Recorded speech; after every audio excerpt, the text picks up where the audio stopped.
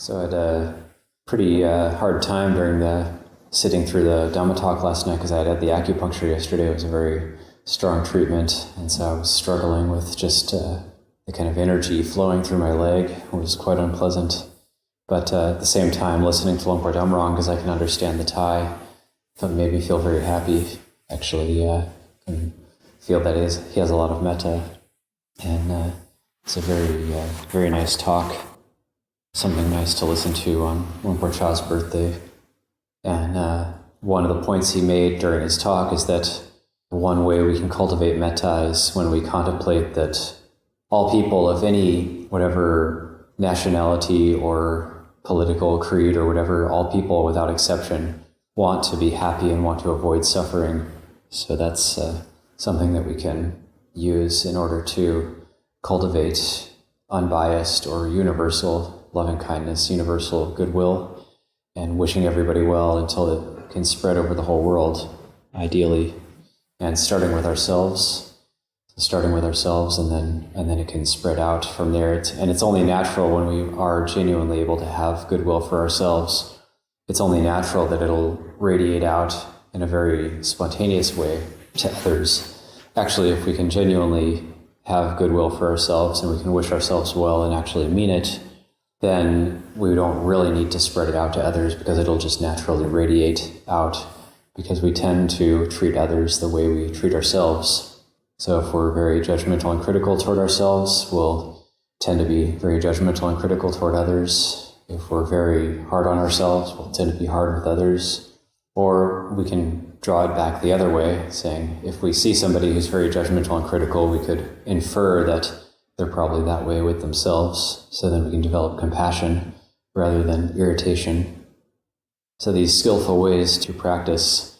And then for myself, I was studying a little bit about sciatica nerve pain. If it's longer than 3 months, it's considered chronic. So I could, since it's almost 4 months now, I could be considered to have a somewhat chronic condition. And because I had a rough night last night, I was kind of on and off, getting up, trying to lie down again, getting up, still being tired, trying to lie down again, not being able to. And so then I was feeling a little bit sad this morning. And also during one of the times this might have had something to do with it, I had a very vivid dream of being chased by a huge bear in one of the sleep sessions last night. Maybe that's why I was slightly traumatized by that. But I took it to be like symbolic, like the sankhara. We can't get away from the sankharas no matter what we do. And they will catch us in the end. And it is kind of a sad situation. So I was just sitting and watching these feelings this morning and thinking, yeah, that's the case with the sankhara. You can't get away from it, but we can transcend it. So if we don't take it as me and mine, then we can actually transcend it. But because we all take sankhara as me or mine, we identify with it, then that's death. That's going to take us out in the end. I remember sometimes Luang Por Liam has these hard-hitting teachings, and it wasn't during this visit, but it was during a previous visit. He came out with this phrase, craving is death. What is craving? Craving is death. So, that's interesting. I haven't heard it in that way. But it is, because without craving, that's the deathless. That's the teaching. That's what the Buddha is teaching. So if we think of these things in terms of birth and death, then it can be a very powerful reflection, a very powerful, hard-hitting contemplation, because so often we don't really internalize the teachings. We only internalize them when we're forced to internalize them. But as long as things are okay enough, then we don't really need to contemplate them, and we can just keep pushing it off.